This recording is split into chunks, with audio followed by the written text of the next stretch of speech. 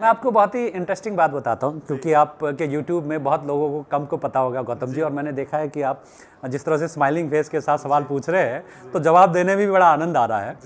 नमस्कार दोस्तों, मेरा नाम है गौतम और इस वक्त मैं मौजूद हूं धर्म नगरी, आध्यात्म नगरी, कुंभ नगरी हरिद्वार में।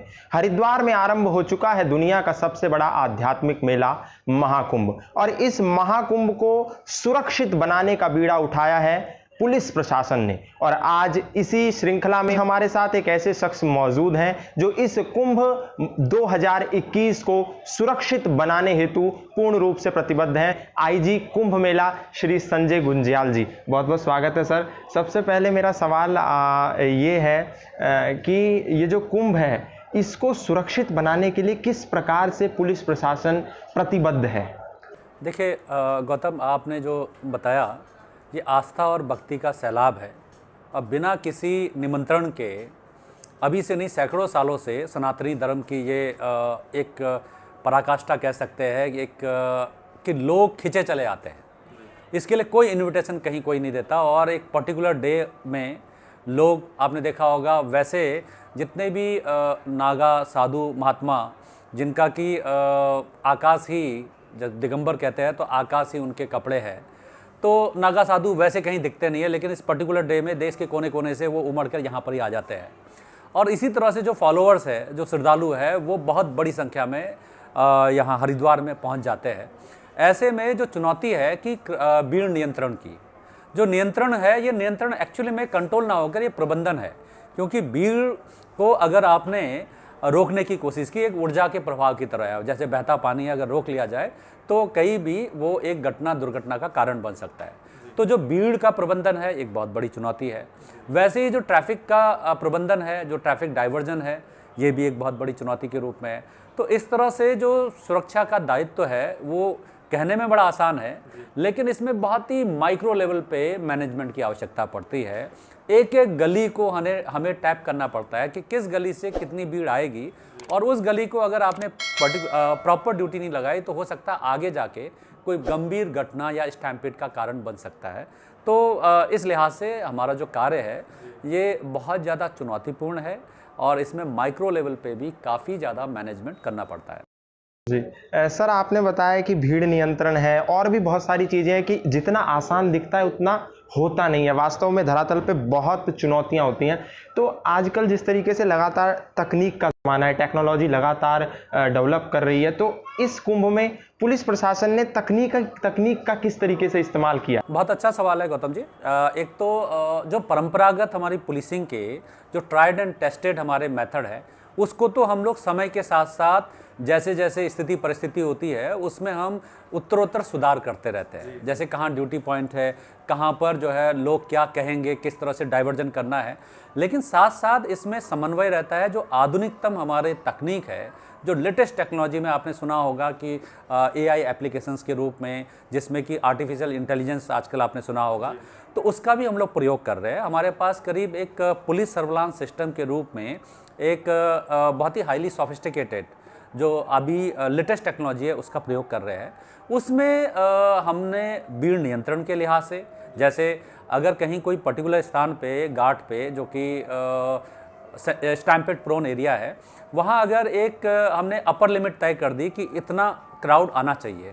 अगर उससे ज़्यादा क्राउड होगा तो हमें मैनुअली उसे जज करने के बजाय हम जो CCTV के माध्यम से, AI फीचर्स के माध्यम से हम अलर्ट जनरेट करते हैं। वैसे ही 4-5 और भी उसके फीचर्स है, जैसे अनअटेंडेड कोई सामान पड़ा है, वो कल के दिन इंटरनल सिक्योरिटी के लिहाज से बहुत गंभीर खतरा हो सकता है, उस पे अलर्ट जनरेट करना।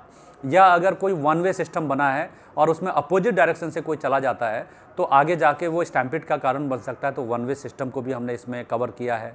और इसी तरह से अगर कोविड महामारी के दृष्टिगत अगर कोई बिना मास्क के भीड़ में जा रहा है, और ऐसे में उसमें भी अलर्ट जनरेट करके हम उसमें चालान की कार्रवाई कर सकते हैं। तो मैनुअली जो हम लोग काम करते थे उसमें अब हम कैमरे के माध्यम से और आर्टिफिशियल इंटेलिजेंस के माध्यम से इस फीचर्स को यूज़ कर रहे हैं, और ये काफ़ी इफ़ेक्टिव है। अभी यद्यपि हमें 2 ही दिन हुआ है इसको यूज़ करते हुए, लेकिन इसके परिणाम बहुत ही उत्साहजनक है। कहीं ना कहीं आर्टिफिशियल इंटेलिजेंस को इस बार पुलिस प्रशासन ने अडॉप्ट किया है और ये अपने आप में बहुत महत्वपूर्ण है और बहुत कारगर सिद्ध होने वाला है, मुझे ऐसा लगता है। सर, ये तो आपने बताई आर्टिफिशियल इंटेलिजेंस और चुनौतियों की बात। इस बार अगर देखा जाए तो कुंभ और बड़ी चुनौतियों के साथ आया है और जहाँ तक मुझे ध्यान है 80 के दशक के दौरान भी एक ऐसा कुंभ हुआ था जो महामारी के बीच आया था, वो दूसरी किस्म की एक महामारी। मैं आपको बहुत ही इंटरेस्टिंग बात बताता हूँ, क्योंकि आपके यूट्यूब में बहुत लोगों को कम को पता होगा गौतम जी, और मैंने देखा है कि आप जिस तरह से स्माइलिंग फेस के साथ सवाल पूछ रहे हैं तो जवाब देने में भी बड़ा आनंद आ रहा है। तो मैं आपको बताऊं कि ये जो 11 साल का कुंभ है, ये एक ग्रह नक्षत्र के हिसाब से ये समय आता है। आप जनरली कहते हैं कि कुंभ कब आता है, 12 साल बाद आता है। ये सच्चाई पूरी नहीं है। ये जो हरिद्वार का है 11 साल बाद आया, क्योंकि जो ग्रह नक्षत्र की स्थिति आई है ये 11 साल बाद बनी है। और इससे पहले जो 11 साल का आया है वो 1938 में आया, और 1938 में भी यहाँ पर एक महामारी हुई थी। उस महामारी में भी जब हुआ था तो उसका जो महामारी है वो कहीं ना कहीं चाइना से रिलेटेड वहीं से पैदा हुआ। उससे पहले जो 82-83 ईयर्स पहले जो आई थी 11 साल की, वो हरिद्वार में फिर 1855 में हुआ था। और 1855 में भी जो महामारी आई थी वो एक चाइना में यूनान नाम का एक प्रांत है, वहाँ से वो महामारी का दौर स्टार्ट हुआ।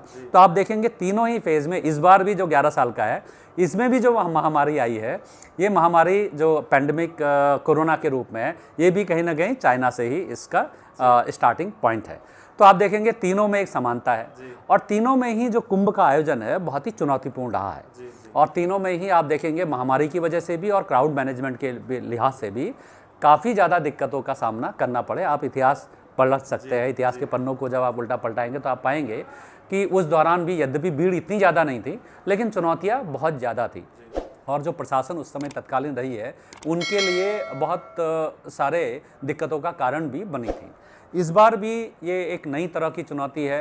पूर्व में जितने भी कुंभ हुए थे उसमें हम लोग क्राउड मैनेजमेंट, ट्रैफिक मैनेजमेंट के लिहाज से चुनौती रहती थी, लेकिन इस बार जो है आपको उसके साथ साथ कोविड की वजह से, महामारी की वजह से उत्पन्न जो विशिष्ट परिस्थितियाँ है, उसकी वजह से चुनौतियों का जो स्वरूप है वो चेंज हो गया है। जी, ये बहुत इंटरेस्टिंग बात सर ने कही है कि 3 बार ऐसा कुंभ पड़ा है जो 11 साल के अंतराल पे आया ग्रह नक्षत्रों के चलते, और उसमें भी अलग अलग किस्म की महामारी चाइना और यूनान जैसे देशों से हमने देखने को मिली। सर, लगातार दर्शकों के मन में और श्रद्धालु जो देश भर से इस कुंभ को एक आस्था की नज़र से देखते हैं, माँ गंगा के तट पर आस्था की डुबकी लगाने स्नान के पर्वों पर आते हैं, लगातार हम पिछले 2-3 महीने में गाइडलाइन आई, बदली, फेरबदल हुए।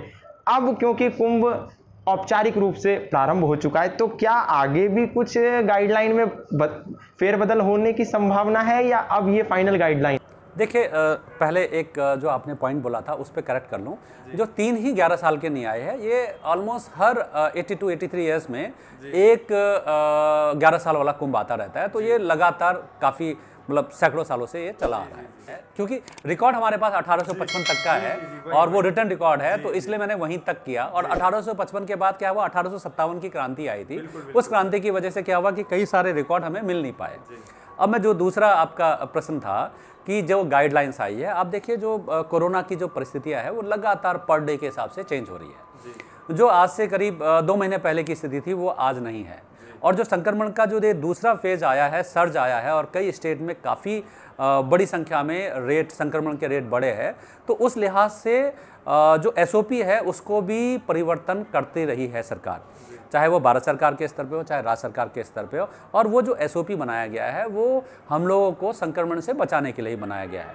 जो इस बार जो गाइडलाइंस है वो बहुत समय रहते हुए, मैं कहूँगा बड़ी दूरदर्शिता गवर्नमेंट ऑफ इंडिया की तरफ से, विशेषकर जो हमारी ministry of health and family welfare department है, उनके द्वारा दूरदर्शिता के साथ इस गाइडलाइंस को टाइम से, मतलब आज से करीब 2 महीने पहले ही जारी कर दिया था। यद्यपि उस समय कई लोगों ने उसको क्रिटिसाइज भी किया कि अब तो कुंभ को बड़े लेवल पे करना चाहिए, संक्रमण की दर पूरी तरह से ख़त्म हो गई है। लेकिन आज जब संक्रमण तेज़ी से बढ़ा है तो जो वो गाइडलाइंस उस समय जारी हुई थी वो बहुत ही इफेक्टिव टूल के रूप में है, और उस गाइडलाइंस की वजह से या SOP की वजह से अब हम लोग कई तरह के जो 1 अप्रैल से, क्योंकि कुंभ का विधिवत प्रारंभ हो चुका है, तो 1 अप्रैल से 30 अप्रैल तक उस गाइडलाइन और SOP के लिहाज से ही हम लोग कार्रवाई कर रहे हैं, जिसमें कोई भी व्यक्ति बाहर से अगर कुंभ मेला क्षेत्र में आ रहा है तो उसको जो हमारा पोर्टल है उसमें रजिस्ट्रेशन अनिवार्य है, और उस रजिस्ट्रेशन में 3 तरह के डॉक्यूमेंट्स को अपलोड करना है। नंबर 1, RT-PCR 72 आवर्स पहले का अपलोड किया जाएगा, नेगेटिव टेस्ट होना जरूरी है।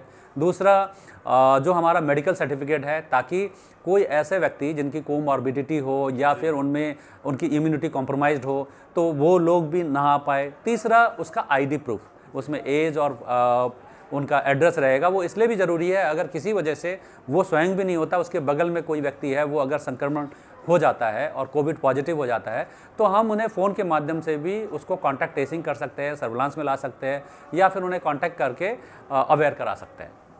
कहीं ना कहीं आप भी देख रहे हैं कि एक मुस्कुराहट के साथ पुलिस प्रशासन तैयार है, और बहुत सारे श्रद्धालु जो बहुत दिनों से कंफ्यूज थे कि आखिर क्या होगा, कैसे जाया जाए, बहुत सिंपल है, बहुत ही ज़्यादा जटिल नहीं है जितना आप लोग सोच रहे हैं। आप आ सकते हैं, बस आपको ध्यान रखना होगा SOP का और कोरोना की गाइडलाइंस का। सर, अंतिम संदेश जो दर्शक आपको देख रहे हैं इस गंगा के तट से, आप पुलिस प्रशासन की इतनी जिम्मेदारियां अपने कंधों पर लेकर के लगातार प्रतिबद्ध हैं सुरक्षा की दृष्टि से प्रत्येक मानव की जो इस कुंभ में आने वाला है, तो क्या आप उनको मैसेज देना चाहेंगे जो लोग या तो घर से बैठ के देख रहे हैं या फिर वो आने की योजना बना रहे हैं, उन तमाम लोगों को एक मैं थोड़ा सा संदेश से पहले ये बात करना चाहूँगा। जो उत्तराखंड शासन, विशेषकर जो माननीय मुख्यमंत्री जी है, उनके द्वारा जो मैंडेट दिया गया है कि ये जो कुंभ है ये स्वच्छ रहे, सुंदर रहे, दिव्य रहे, भव्य रहे और साथ में सुरक्षित रहे। और जब सुरक्षित की बात करते हैं तो सिर्फ किसी इंसिडेंट से लिहाज से ही नहीं और किसी दुर्घटना के लिहाज से नहीं, इवन जो कोविड महामारी है उसके संक्रमण की दृष्टि से भी सुरक्षित रहे।